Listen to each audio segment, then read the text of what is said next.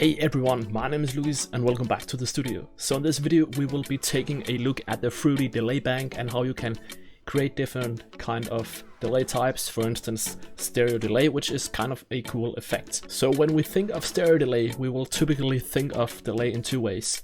The first one is when we kind of use the delay to split a signal into the left and right to make it very wide. And the other is when we have a signal in the middle where we put a delay on the right and the left. And that is what we're going to do today. So let's just get into FL Studio. Okay, so here we are in FL Studio. The sound that I want to work on is this lead right here.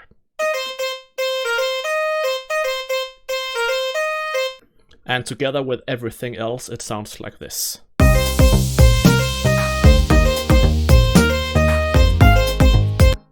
It's a very nice lead, but I think it can be bigger. So normally I'll just throw some reverb on this sound, but today I want to try to use delay. And I think the best delay plugin in FL Studio is the Fruity Delay Bank. So let's just load it right in. So first, when you look at this plugin, it can seem kind of hard to understand, but it's very easy, trust me. If we take it from the beginning, we have 8 delay banks, which you can turn on multiple at once. You can also just turn on one of them if you wish. Then you also have the oversample function, which makes the plugin even better. It makes the quality of the delays even better. You also have the dry knob right here, which allows you to control how much of the original sound that goes out of the plugin. You also have the wet, which is how much delay that goes out of the plugin. And then you have this in, and the in is how much of the original sound that you feed to the delay bank. And this is the sound that gets processed. So you don't need to confuse in and dry. They are two different things, but they kind of seem similar, but they aren't. And the feedback is how much delay you want. It's not the same as the wet. We will get into that later. So if we turn on the first bank and listen, it sounds like this.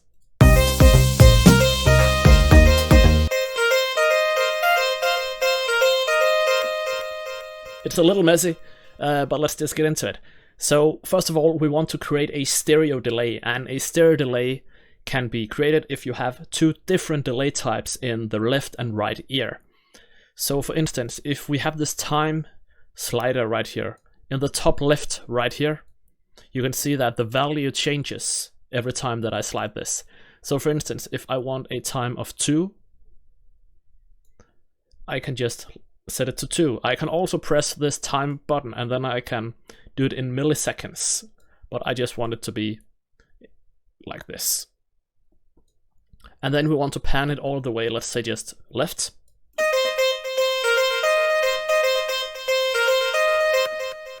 So before we go any further with this one, let's create another bank. Let's set this to, let's say, 4, and pan it all the way right.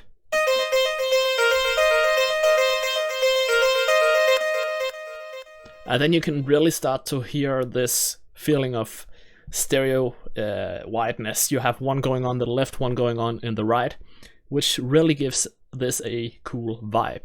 So if we want to finish off this stereo delay, I maybe want to put some filtering on it to make it a bit more in the background. So if we go to the first one, we have this feedback filter. So if we right click, then we can press low pass. Then you have this cutoff right here, which controls the cutoff of the filter. And right now we are listening in the left. Let's do the same on the right.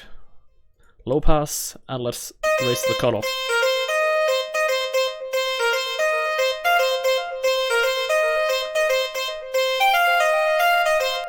So to really show off the main functions in this plugin, let's just turn off the 2 we made and let's make a new one. So first of all, it sounds like this. So earlier I talked about these knobs right here. So if we take the in and turn it all the way down, it sounds like this.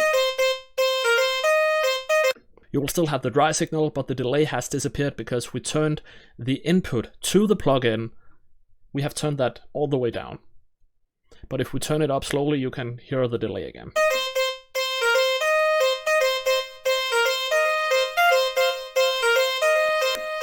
So we have this in right here, and if we pan it all the way left, we will only have delay in the left. But if we then go to the feedback and press invert, you will actually hear the delay in the right ear. Because the invert works on the input signal, and if the input signal is panned all the way to the left, it will invert it to the right. So yeah, if we then press ping pong, it will jump back and forth. And if we are panned in the middle while we have ping pong, it will stay in the middle. So the ping pong is determined of how much you pan the input signal.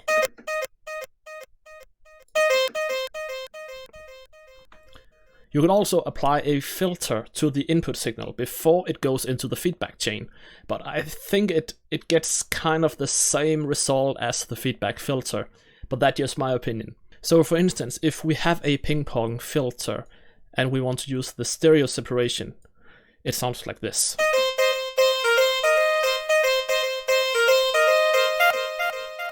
You can hear right now we have made everything mono, and if we do like this, it's very stereo, so that is just how wide you want your delay to be.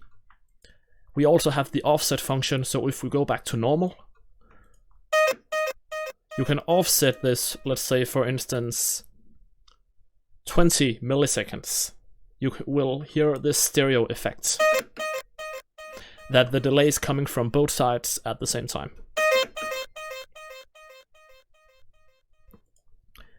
Let's just pan this a little left and add ping pong. And let's add a little bit of filter. The numbers determines how strong the envelope is on the filter. So let's just use number 2. And let's turn the wet a little bit down so we don't have this much volume.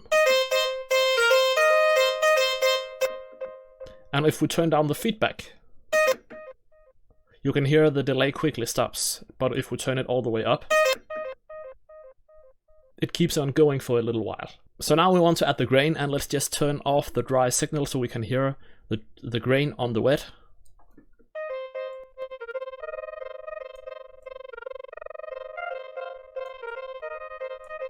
I rarely use this, but it is a very nice feature to have if you want to use it. But let's just turn off number 3 and go back to the stereo delay that we made earlier.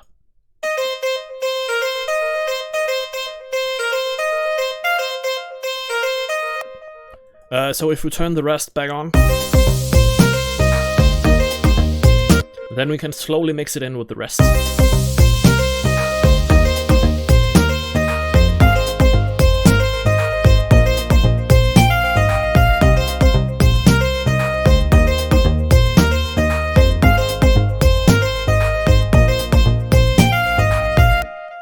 So this gives your sound some sort of different but very nice and interesting space to work with. And if you combine this with reverb, it sounds really amazing. You'll have to try that out yourself. And I usually use Fruity Delay Bank to my delays. But yeah, other than that, that was pretty much how it works. Subscribe if you haven't already. I will be making more videos like this in the future. And comment if you have any questions or any suggestions for future videos. I'll try to answer your questions as good as possible. But other than that, thank you for watching. I'll see you in another video. Goodbye.